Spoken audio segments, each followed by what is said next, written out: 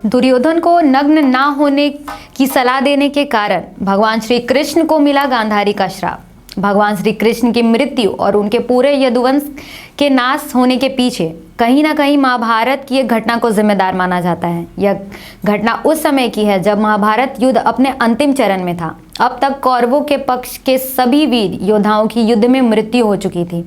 सभी लोग लगभग यह मान चुके थे कि महाभारत के युद्ध में पांडवों की विजय हो चुकी है। अब तक गांधारी के 100 में से 99 पुत्रों की मृत्यु हो चुकी थी, जिसमें दुशासन भी एक था। अब सिर्फ कौरवों का सबसे बड़ा भाई और महाभारत युद्ध का सबसे बड़ा खलनायक दुर्योधन ही जीवित बचा हुआ था। इस बात की जानकारी जब गांधारी को प्राप्त हुई तो उसे पुत्र मोह सताने लगा। गांधारी ने अपने पुत्र दुर्योधन को बुलाकर कहा कि तुम गंगा में स्नान करके पूर्णतः नग्न अवस्था में मेरे सामने आओ। माता गांधारी के ऐसा कहने पर पहले तो दुर्योधन ने सोचा और उसने माता के सामने नंगी दशा में जाने से संकोच किया, लेकिन फिर माँ की आज्ञा मानकर दुर्योधन उनकी बात मानने को तैयार हो गया। माता गांधारी के कहने पर दुर्योधन ने गंगा में स्नान करके नग्न होकर अपनी माता के कक्ष में जैसे ही प्रवेश करने वाले थे, वहां उनकी भेंट भगवान श्री कृष्ण से हो गई। दुर्योधन को नग्न देखकर भगवान श्री कृष्ण हंसने लगे और उनको समझाया कि इस तरह नंगी हालत में माता के सामने जाना ठीक नहीं है। श्री कृष्ण ने दुर्योधन से कहा कि तुम अपनी कमर में कम से कम केले का पत्ता तो लपेट लो। श्री कृष्ण की बात सुनकर दुर्योधन भ्रम में पड़ गया, किंतु उसे कृष्ण की बात ठीक लगी और उसने केले का पत्ता अपनी कमर में लपेटकर अपनी माता गांधारी के सामने पहुंच गए।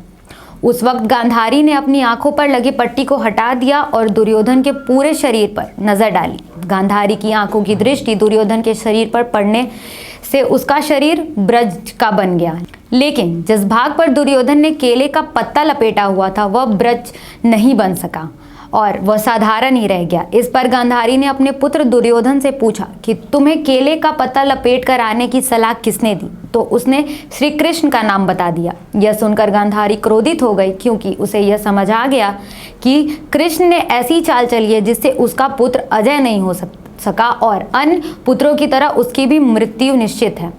इसी कारण दुर्योधन की मृत्यु के बाद जब भगवान श्री कृष्ण गांधारी के पास गए तो गांधारी ने श्री कृष्ण को श्राप दे दिया, जिस तरह से मेरा वंश का नाश हुआ है उसी तरह तुम्हारे भी पूरे यदुवंश का नाश हो जाएगा। कालांतर में गांधारी के श्राप के प्रभाव से यदुवंशी आपस में मार काट करने लगे और इसी तरह सभी यदुवंशियों का नाश हो गया। इसके बाद की एक घटना ये भी है कि भगवान श्री कृष्ण एक बार वन में वृक्ष के नीचे उसी छाया में आराम कर रहे थे।